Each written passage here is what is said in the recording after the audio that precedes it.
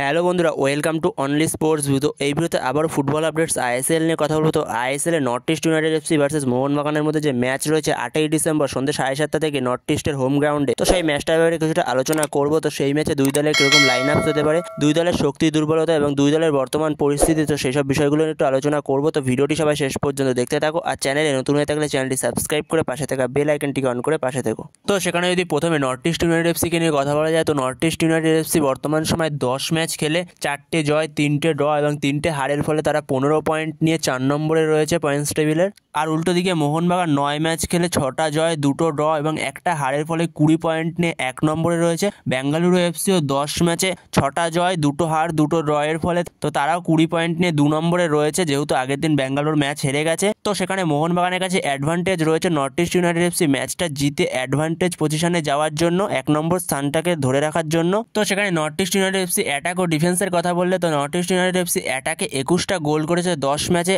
আর 10 ম্যাচে গোল খেয়েছে 16টা। তো সেখানে North East United FC attack যথেষ্ট শক্তিশালী, কিন্তু ডিফেন্সটা কিছুটা দুর্বল রয়েছে, যেখানে তারা 10 ম্যাচে 16টা গোল খেয়েছে, অনেকটাই দুর্বল ডিফেন্সটা। তো সেখানে অ্যাটাক খুবই সুন্দর নর্থ ইস্ট ইউনাইটেড এফসি, খুবই শক্তিশালী অ্যাটাক, যেখানে নর্থ ইস্ট ইউনাইটেড এফসির উইঙ্গার রয়েছে জিথিন এমএস, পার্থিব গগৈ, আলাদিন আজেরির মতো প্লেয়াররা রয়েছে। তো সেখানে North East United FC attack খুবই শক্তিশালী। তো সেখানে নর্থ ইস্ট ইউনাইটেড এফসি 10 ম্যাচে 21টা গোল করেছে, খুবই ভালো goal scoring record North East United এফসির। তো সেখানে ডিফেন্সটা কিছুটা দুর্বল রয়েছে নর্থ ইস্ট ইউনাইটেড এফসি, যেখানে তারা 10 ম্যাচে 16টা গোল খেয়েছে। তো সেখানে মোহনবাগানের কথা বললে, মোহনবাগান 9 ম্যাচে 17টা গোল করেছে এবং গোল খেয়েছে 8টা, যেখানে মোহনবাগান লাস্ট 6টা ম্যাচে 1টা গোল খেয়েছে। যেখানে দুর্দান্ত ডিফেন্স করছে মোহনবাগানের আলবার্তো রড্রিগেজ এবং টম অ্যাললেট, সুভাশিস বোসরা অসাধারণ ডিফেন্স করছে। তো সেখানে লাস্ট 6টা ম্যাচে মোহনবাগান কোনো ওপেন প্লে থেকে গোল খায়নি, একটা গোল খেয়েছিল উড়িষ্যা এফসির সঙ্গে, তো সেটা আশিস রায় কিছুটা ভুলে গোলটা খেয়েছে। তো যেখানে হুগো বুমস গোলটা করেছিল ইনবক্স ফ্রি কিক। তো সেখানে মোহনবাগানের ডিফেন্স আনস্টপেবল লাগছে, যেখানে মোহনবাগানের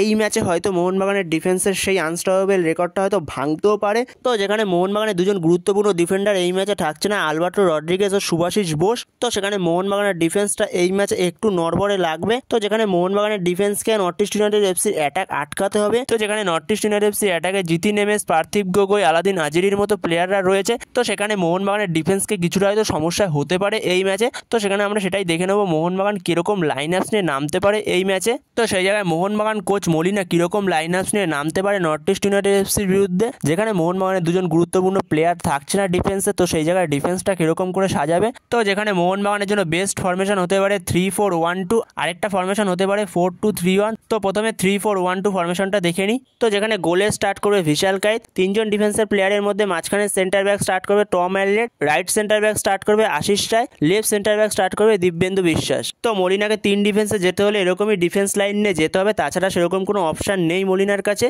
আর মাঝখানে দুজন ডিফেন্সিভ মিডফিল্ডার হবে, একজন আপুয়া আর একজন হলো অনিরুদ্ধ থাপা। তো অনিরুদ্ধ থাপার জায়গায় দীপক তাংড়িও স্টার্ট করতে পারে, যদি কোচ মনে করে দীপক তাংড়িকে দিয়ে স্টার্ট করাবে, তো সেই জায়গায় দীপক তাংড়িও স্টার্ট করতে পারে। তো সেখানে দুদিকে মিডফিল্ড থেকে থাকবে, লেফট মিডফিল্ড থেকে লিস্টান কোলাস ও রাইট মিডফিল্ড থেকে মানবীর সিং। তো যেখানে লেফট মিডফিল্ড থেকে সব থেকে ভালো চয়েস আশিক কুরুনিয়ান, কিন্তু আশিক কুরুনিয়ান মাত্র চোট থেকে ফিরেছে, তো সেই জায়গায় পুরোপুরি 90 মিনিটস খেলার মতো সে হয়তো জায়গায় নেই। তো সেই জায়গায় কোচের ফার্স্ট চয়েস হবে লিস্টান কোলাসও। তো সেখানে নম্বর 10 ধরে গ্রেগ স্টুয়ার্ট, আর ওপরে দুজন স্ট্রাইকার হবে দিমিত্রি পেতাদোস আর জেই ম্যাকলারেন। তো সেখানে যদি গ্রেগ স্টুয়ার্ট ফিট না থাকে, তো সেই জায়গায় দিমিত্রি পেতাদোস স্টার্ট করবে, আর ওপরে দুজন স্ট্রাইকার হতে পারে জেই ম্যাকলারেন আর জেসন কামিন্স। তো বিশেষ করে যদি জেসন কামিন্সকে সেকেন্ড হাফে নামানো যায় 70-75 মিনিটের পরে, তো সেই জায়গায় সে ভালো এফেক্টিভ হচ্ছে। তো প্রথম থেকে জেই ম্যাকলারেনকে স্টার্ট করা বেটার হবে। যদি গ্রেগ স্টুয়ার্টকে স্টার্ট করা হয়, তো সেই জায়গায় আমি বলবো জেই ম্যাকলারেনকে স্টার্ট করা। তো সেখানে গ্রেগ স্টুয়ার্ট আর জেই ম্যাকলারেন দুজনের বোঝাপড়াটা খুব সুন্দর। তো যে কটা ম্যাচ খেলেছে, তো সেই কটা ম্যাচে দেখা গেছে দুজনের বোঝাপড়াটা কতটা সুন্দর। তো সেখানে দেখা যাক কোচ মলিনা কিরকম ফরমেশন নিয়ে নামে। তো এই ফরমেশনটা মোহনবাগানের জন্য ভালো ফরমেশন হতে পারে, যেখানে দুজন গুরুত্বপূর্ণ প্লেয়ার নেই। তো সেখানে 3-4-1-2 ফরমেশনটা ভালো ফরমেশন হতে পারে মলিনার জন্য। তো সেই জায়গায় যদি কোচ মলিনা মনে করে সে 4 ব্যাকে যাবে, যেহেতু 4 ব্যাক ফরমেশনটা সে সাকসেসফুল হচ্ছিল, তো সেই জায়গায় যদি সে মনে করে 4 ব্যাকে যাবে, তো সেই জায়গায় 4 ব্যাকে যেতে পারে। তো সেই জায়গায় 4 ব্যাকে অপশান রয়েছে আশিক কুরুনিয়ান, লেফট ব্যাকে আশিক কুরুনিয়ানকে খেলাতে পারে, কিন্তু আশিক কুরুনিয়ান এর আগে লেফট ব্যাকে খেলেছে, ব্যাঙ্গালোরে খেলার সময় সে লেফট ব্যাকে খেলতো, কিন্তু সেই জায়গায় লেফট ব্যাক সে এতদিন পরে খেলতে পারবে কিনা সেটাই সব থেকে বড় প্রশ্ন। কতটা ভালো খেলতে পারবে, আর 90 মিনিট খেলার মতো আশিক কুরুনিয়ান মনে হয় না ফিট রয়েছে।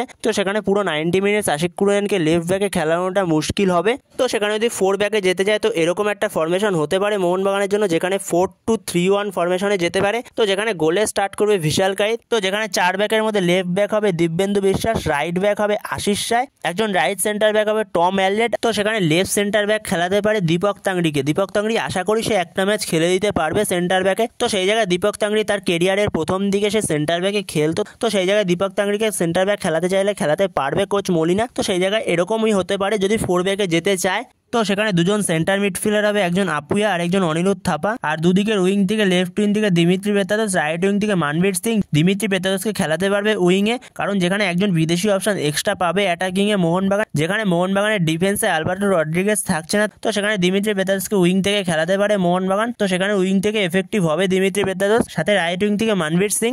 তো সেই জায়গায় নম্বর 10 রোলে গ্রেগ স্টুয়ার্ট, আর ওপরে একজন স্ট্রাইকার জেমি ম্যাকলারেন। তো জেমি ম্যাকলারেনের জায়গায় কামিন্সও স্টার্ট করতে পারে। যদি গ্রেগ স্টুয়ার্ট স্টার্ট করে তো সেই জায়গায় জেমি ম্যাকলারেনকে দিয়ে স্টার্ট করা। তো সেখানে মোহনবাগানের কোচ মলিনা 3-4-1-2 আরেকটা হলো 4-2-3-1, এই দুটো ফরমেশনের মধ্যে যে কোনো একটা ফরমেশনে যেতে পারে। তো বন্ধুরা তোমাদের মতে এই দুটো ফরমেশনের মধ্যে কোন ফরমেশনে যেতে পারে মোহনবাগান কোচ মলিনা? তো তোমাদের কাছে কোন ফরমেশনটা বেস্ট ফরমেশন মনে হচ্ছে অবশ্যই কমেন্ট করে জানিও। তো বন্ধুরা এই ভিডিওতে এই পর্যন্ত। তো এই আপডেটটা নিয়ে আলোচনা করার ছিল। তো ভিডিওটি ভালো লাগলে অবশ্যই লাইক শেয়ার সাবস্ক্রাইব করতে ভুলো না। তো নেক্সট ভিডিওতে দেখা হচ্ছে, ততক্ষণের জন্য বাই বাই।